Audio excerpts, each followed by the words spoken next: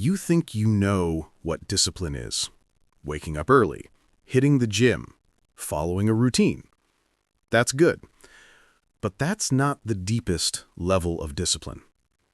Real discipline is quiet. It's not hype. It's not motivation. It's not posting your grind online. It's what you do when no one is watching, no one is clapping, and no one cares. That's where it really starts. Number 1. Real discipline begins when motivation dies. Psychologists say your brain loves dopamine, that chemical rush you get from excitement, rewards, and new things. At the start of a goal, motivation is high. New gym, new habit, new routine. Your brain is excited. You feel unstoppable. Then the feeling fades. The progress slows. The work gets boring. Most people stop here. They think the feeling disappearing means the discipline is gone. But the most disciplined people train their brain to act without that dopamine hit. They don't wait to feel ready.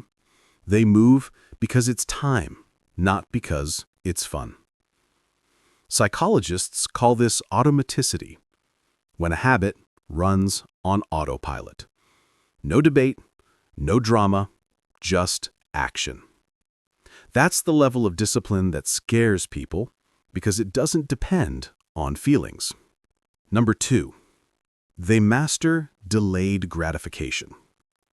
Behavioral psychology shows that people who can delay comfort tend to do better in health, money, relationships, and self-control. It's not about never enjoying life. It's about teaching your brain to say, not now, later. Not scrolling now so you can finish the work.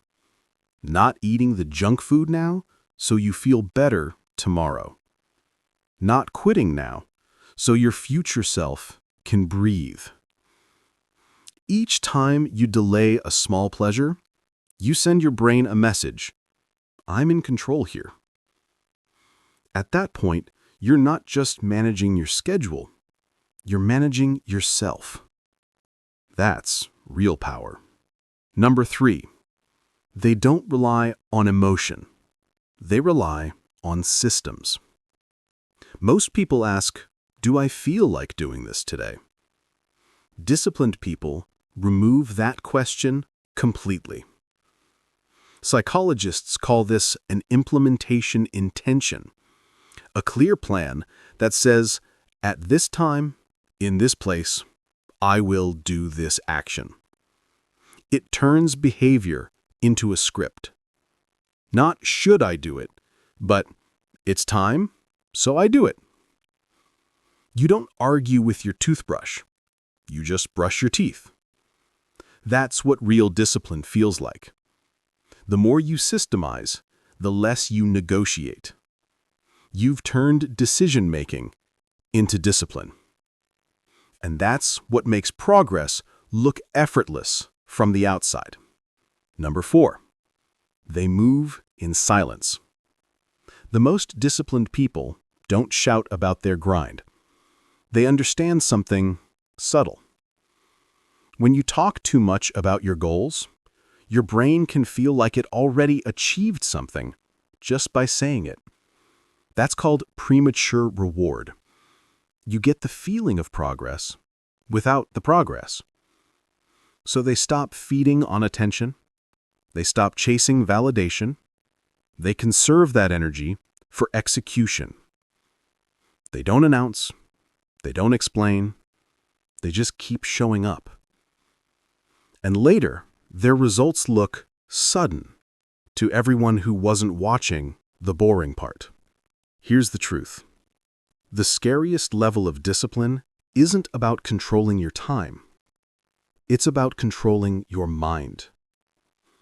When you no longer need motivation, when you can move on bad days, tired days, and silent days, you've reached a level most people never touch.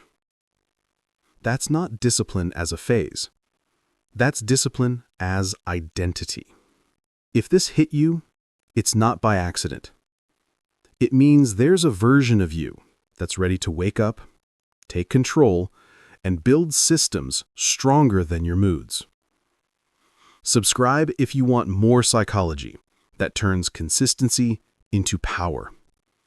Because real discipline doesn't talk, it just shows up.